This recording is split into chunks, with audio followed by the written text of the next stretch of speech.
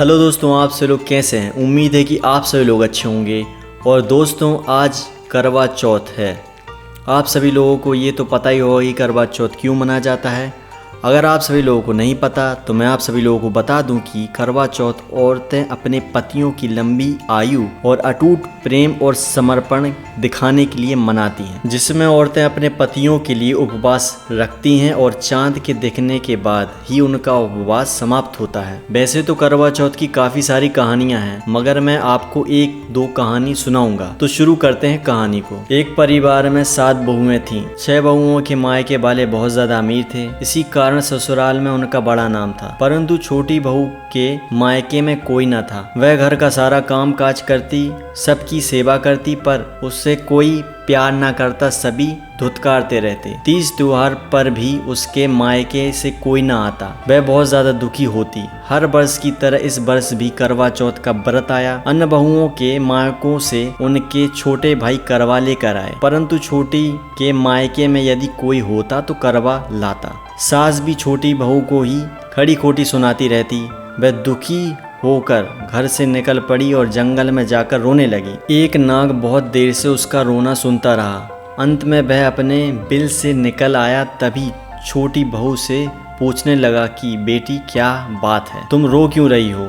छोटी बहू बोली, आज करवा चौथ है, मेरा कोई भाई नहीं।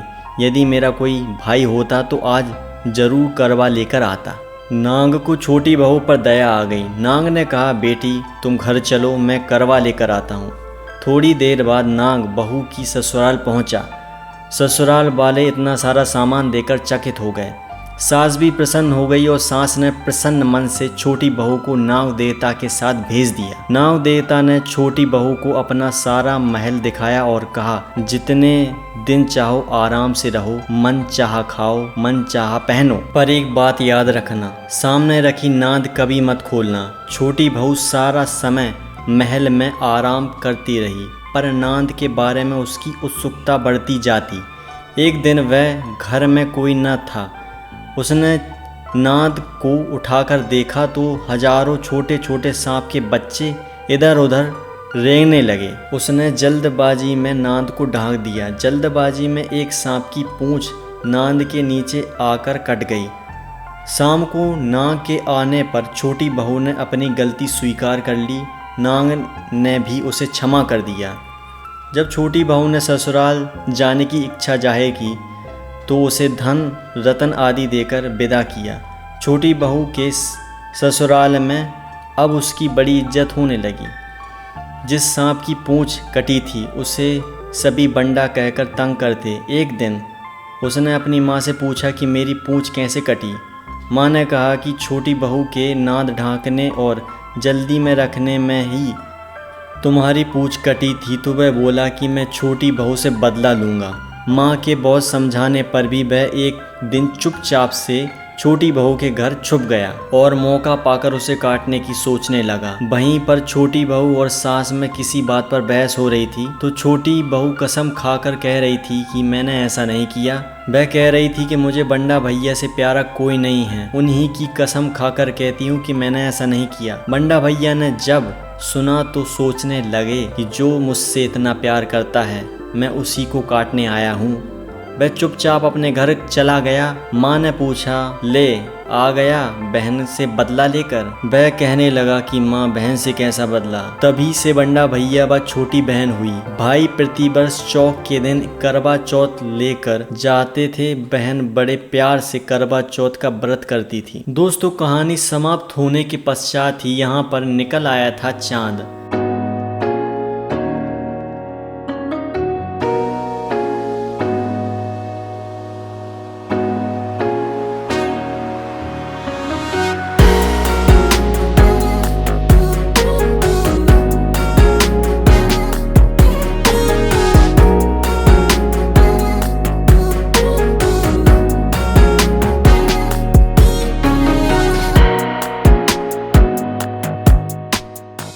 फिर हम लोगों ने जो भी करवा चौथ की प्रक्रिया वगैरह होती है कि छलनी में से अपने पति को निहारना, उसके बाद पानी वगैरह पिया जाता है।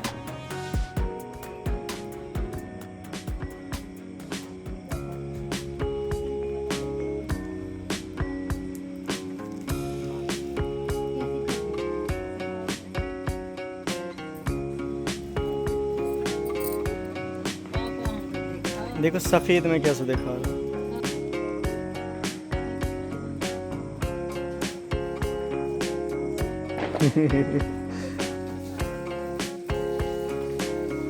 ये बार के ब्लॉग में हंसी जा रहा हूँ। हाँ बहुत बढ़िया। हाँ भैया चांद दिख रहा है, भाई साहब दिख रहे हैं। बढ़िया सब चल। बोलने का है सब स्टार्ट है। पीछे ज़्यादा सही बन रहा है यार उसे तो स्टैंड से। अरे तुम जो कह को बोल रही तुम एक्ट करो ना अपनी। अरे वो देखना नहीं है छल्ली मल्ली से। चंदमा देख नहीं रहा।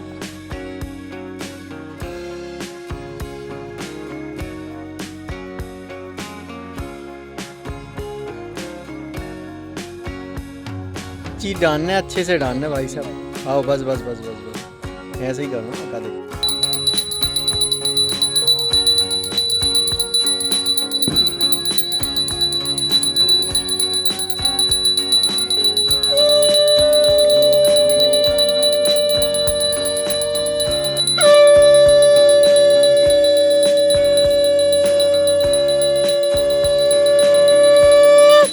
तो आप सभी लोगों को ये जो वीडियो है कैसा लगा हमें कमेंट में ज़रूर बताएं। चैनल पर ना हो तो सब्सक्राइब करना बिल्कुल भी ना भूलें। धन्यवाद।